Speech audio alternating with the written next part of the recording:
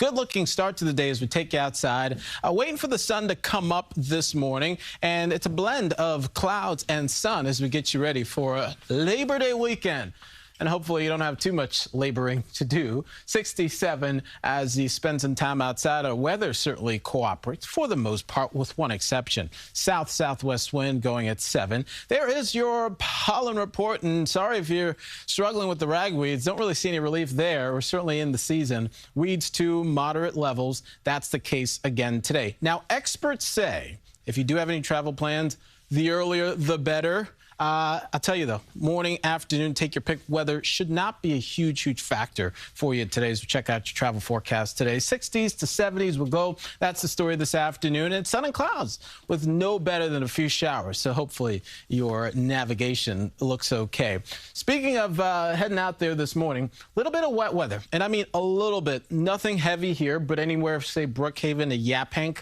Don't be surprised you've got a drop or two falling on your head. Taking the dog out this morning and getting some steps in, too. Parts of Pike to Sullivan, even into northern Ulster, too, have a shower. Futurecast will show probably mainly quiet, I would say, through this morning.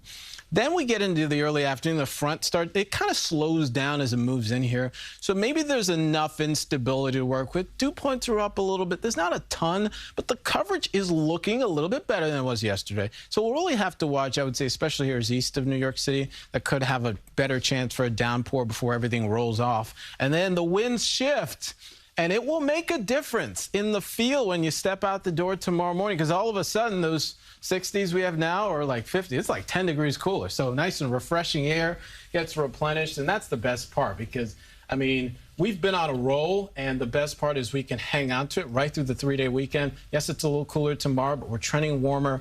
Anything outdoors, good to go. And then we get into next week, and I think our next solid rain chance may not be until next Thursday. Wow. So we could be on pace, by the way, because that would be, what, 13 straight days of dry weather for our driest stretch of the year. That's fantastic. And I definitely think it's doable. All right, thanks, Tony. Yeah. Thank you, Tony.